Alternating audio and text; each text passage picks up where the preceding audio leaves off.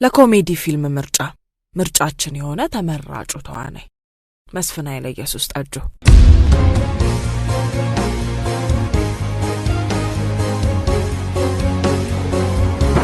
ሙጥለፋት በፈረስ ወደ ሀገር በቃ ካሁን መንሽርን ይዘን ጫካ ግባን ጦጡ እዛው ጆሲን እየፈለግን እኔኛ አለ ሚስት የነካብኝ እያለ በነገራችን ላይ ዘንድሮ ላገባ አስቤያለሁ። ዳዊት ራይንስኩክ you are take care አንተ አማርኛ ግልግላል እንዴ ወይ ቾኩቤራ ልባይ ወጥባር እንኳን ተነጠሉ እንደዚህ በክልል መሆናቸው ደስ ይላል። የምትያው አረንጓዴ ነገር ቤቶች ያምራሉ። አትክልቱ ራሱ ማዘፍ የፈለገ አትክልት ብትተክል ማለት ነው ቶሎ ያበቅልላት። እዚህ ግን የዘራው ሊበቅላል። አትክልት ባቁብራት ያሽቃብጣል። የፊልም ስራ በጋራ የሚሰራ ጥበብ ነው። የብቸኝነት ሳይሆን አብሮ መሆንን የሚፈልግ ሙያ በመሆኑ ከፊልም ስራ ውጪ ላሉ ብዙ ሙያዎች አርያነቱ የላቀ ነው ብሎ ያምናል። ፊልምን ገና ከልጅነት ጊዜው ጀምሮ በተወለደበትና ባደገበት አራዳ ፒያሳ ቢስ መብራት አካባቢ ባሉ የፊልም ማሳያ ቤቶች ወይም በተለምዶ ቪዲዮ ቤቶች እየተዘዋወረ ይመለከት ነበር። በወቅቱም ቤተሰቦቹ መምህራኖቹ እንደ አስቸጋሪ ልጅ ይቆጥሩትም ነበር።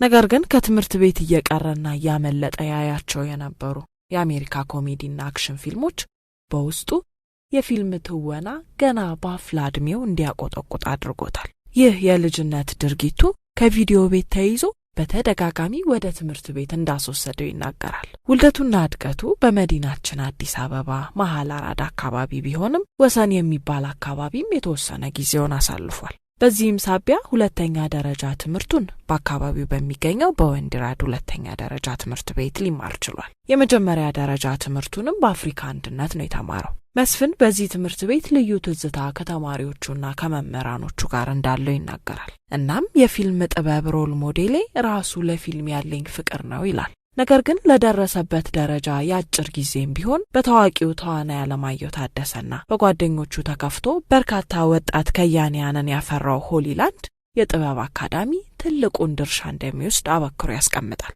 ከሆሊላንድ ከወጣ በኋላ በተወሰኑ ክሊፖች ላይ የትወና ስራ እንዲሁም አዲስ አበባ መስተዳድር የቴሌቪዥን ፕሮግራም ይሰራቸው በነበሩት የመስኮት የቴሌቪዥን አጫጭር ድራማዎች ላይ ተሳትፏል።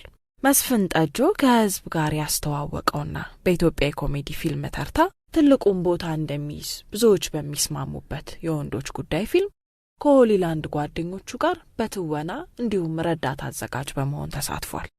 ጠጆ የሚለውን ስም የሚያተረፈው በዚሁ ፊልሙ ነው።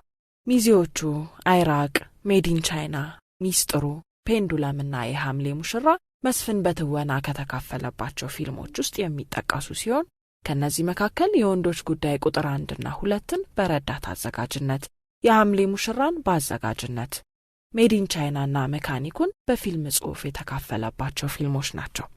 ተዋናይ አዘጋጅና ጸሐፊ መስፍን ኃይለየሱስ የእንቆቅልሽ፣ የሐምሌ ሙሽራና የሌሎች ፊልሞች ጸሐፊና ዳይሬክተር ከሆነችው ቤዛ ኃይሉ ጋር በትዳር የሚኖሩ ሲሆን የአንዲት ሴት ልጅ እናትና አባትም ሆነዋል። መስፍን ለሥራው እገዛ ለምታደርግለት የሙያም የትዳርም አጋሩ አዘውትሮ ያመሰግናል። እኛም ለመስፍን የበለጡ አዝናኝና አስተማሪ ሥራዎቹን የምናይበት ጊዜ እንዲሆንለት እንደስከዛሬው እንደተወደደ እንዲዘልቅ ምኞትና አደራችንን ጭምር እየጣልንበት ነው።